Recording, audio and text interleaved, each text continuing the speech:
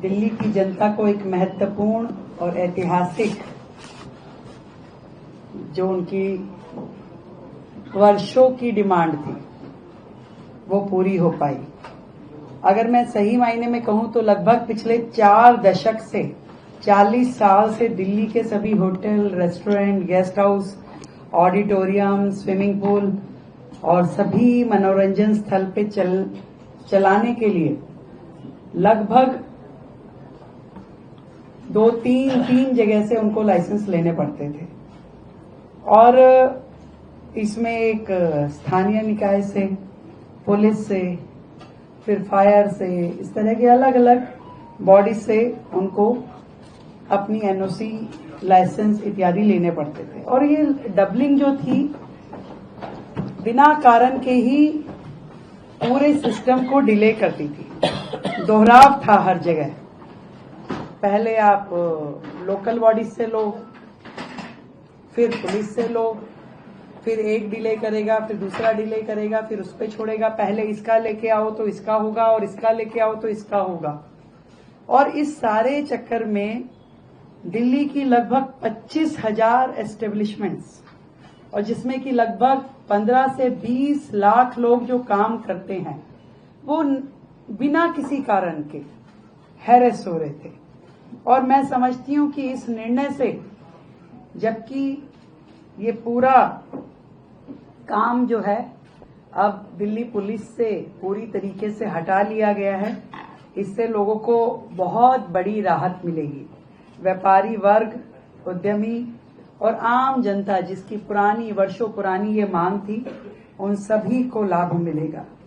पूरी की पूरी प्रक्रिया अब सुदन हो पाएगी और आराम से, आसानी से व्यक्ति को पता है कि मेरा ये विभाग है, मुझे यहां से परमिशन लेके आनी है। और इस पूरे काम को करने के लिए पिछले 4 महीने में अनेकों डेलीगेशन हमसे आकर के मिले और लगातार इस विषय को हम केंद्र के अपने लीडर्स के सामने उठा रहे थे।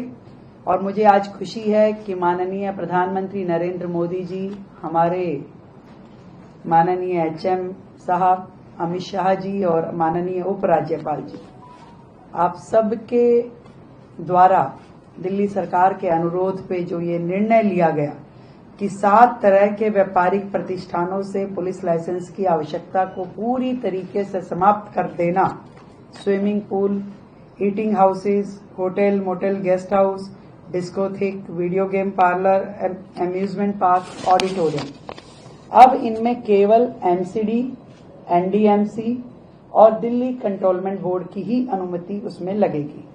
और एक ऐतिहासिक जनहितैषी आदेश मुझे लगता है कि ये दिल्ली के लिए है, जो कि आज से पहले कभी भी दिल्ली वालों की ये डिमांड पूरी नहीं हो पाई थी।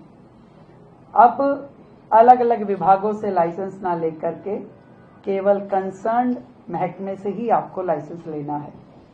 एक तो आसान प्रक्रिया हो गई, ऊपर से समय की बचत और खर्च की भी बचत। ईज ऑफ डूइंग बिजनेस को मुझे लगता है कि इससे बहुत ही बड़ा बल मिलने वाला है।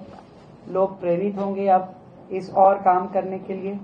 और दूसरी दिशा में पुलिस की भी जो एक्चुअल जिम्मेवारी है, अब उसको निभाने के लिए भी उनको ज्यादा वक्त मिल पाएगा।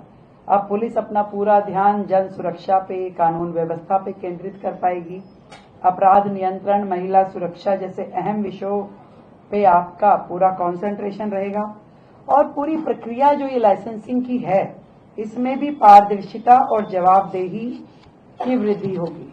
विशेष रूप से सिंगल विंडो सिस्टम से सारी प्रक्रिया अब हो पाएगी।